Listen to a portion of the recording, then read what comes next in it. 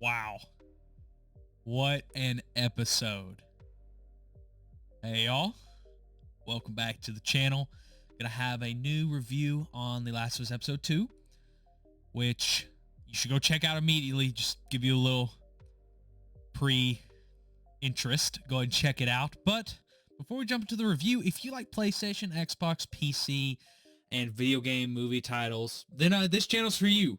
So consider subscribing. Helps grow the channel, helps you join the community, and give me feedback on my videos, discuss the topic at hand that we will be speaking about today, and also my previous videos. You can have any questions, comments, concerns, anything you have in those videos, they'd be greatly appreciated. So, but now, let's get into it. So, The Last of Us Episode 2 really was good. My fear with this second episode was that, pilot episodes are usually really good. They kind of remind you of like E3 demo levels, if you remember those, where there's certain areas of a game was the E3 demo if you watched it, but also it was just really polished, and they really utilized their engine and their animation styles and everything. Call of Duty was a big component of that. You kind of knew which one was the E3 demo level, and that was the fear of the first episode because it was really good, well put together, well casted, of course, and well read and played. So the second episode though was awesome. This one thing I noticed from this second episode was the environments they used.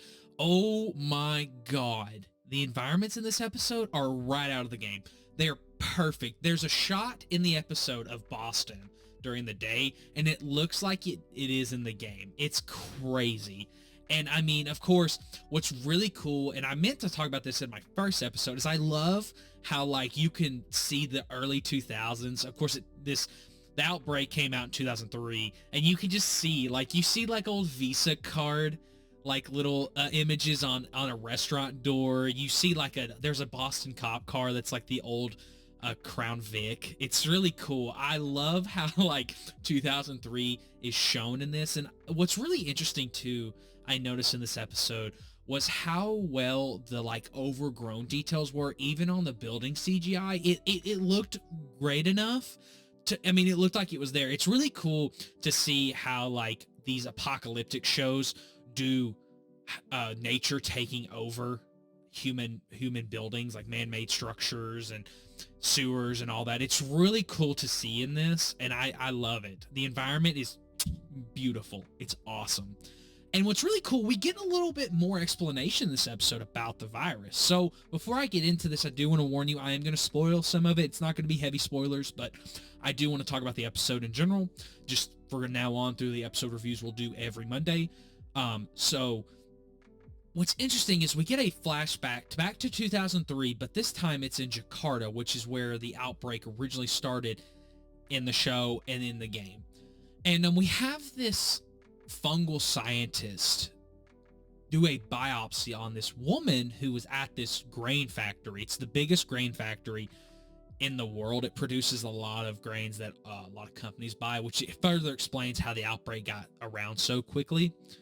What's really cool is I didn't pick this up until a user on Reddit talked about it, but in the first episode, if you've watched it, there is in the beginning, Joel and his daughter Sarah are offered biscuits, and they decline, and they also don't eat any kind of bread products throughout the episode, which would further prove that they couldn't have been infected at the time, which is really cool. It's a really cool detail I didn't even recognize until, of course, shout out to the Last of Us HBO subreddit. They're pretty cool down there. Check it out if you haven't. Cool discussions. But so it's really cool to see that in the first episode. But what's really interesting about the second episode is that we get more detail about the infection and how the fungus works. And through that, we have Joel, Ellie, and Tess needing to go to the state capitol that is in Boston. And what's very interesting is that there are two methods, the fast way and the short way. I'm sorry, the fast way and the long way. And what's super interesting about that is they have this real concern about the short way, and so they're like, let's take the long way. And then the long way is infested with infected, so they had to go the short way, and we finally got it. Our first introduction into the clickers, and my God, they're scarier than they were in the game. I don't know how they did it, but they are so much scarier. It's insane. This show has the best game to real life zombie transformations I've ever seen. I mean, The Walking Dead was pretty good, but like this is leagues better. The sounds are right, the movements are right, even the oh my god, shout out to the makeup artist who did this. Perfect. The clickers in this show are awesome. But I gotta have an issue. In this episode, Joel shoots like 2 clickers in the face and it kills them. Bro, couldn't do that in the game. Come on now. Gotta be fair to us, HBO. Nah, I'm just kidding. I know it's narrative and stuff. But what was really cool about this episode was that we find out with the, of course, they are not using the spores infection type. Like in the game, the infection was airborne. In this, it's actually not airborne, and it's through these things called tendrils, which if you've seen the show thus far, you see it's like these little spore things coming out of people's mouths.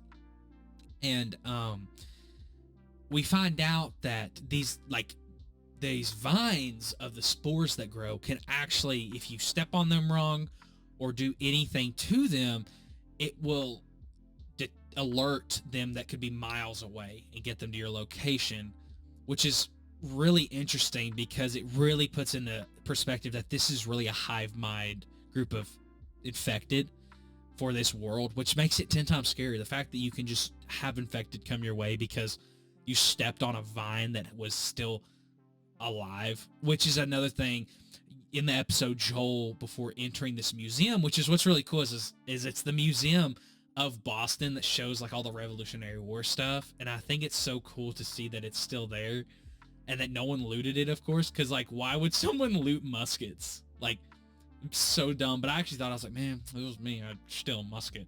They also had like, I think George Washington's outfit, like his actual like commander outfit from the Revolutionary War, which was really cool. But this is a history time. But what's really cool is the vines in the building, before they enter, Joel like hits one with the butt of his gun and it's dry. And what's really interesting is that these, if they are not fed, I guess, through people, then the vines will not stay alive, which is really interesting. It's kind of like a plant. Like if a plant's not fed, it'll dry out and die. So that's really cool. And what's really interesting is we get more banter between Ellie and Joel this episode, which I'm going to be honest, man, as these episodes go on, I really can feel the Ellie and Joel dynamic. Pedro and Bella do a great job at portraying these characters because to me, it just feels like another side of Joel and Ellie. We're seeing another interpretation that works. It's perfect. It's so good.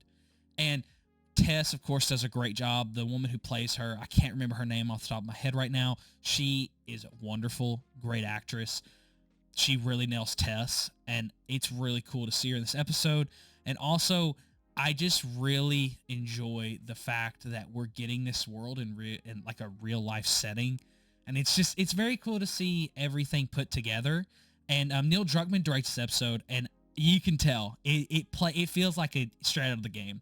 Like some of the dialogue's out of the game, of course, and it just really feels like he pulled part of the game out and put it into the show, and it's just really cool to see. I highly recommend y'all check this episode out.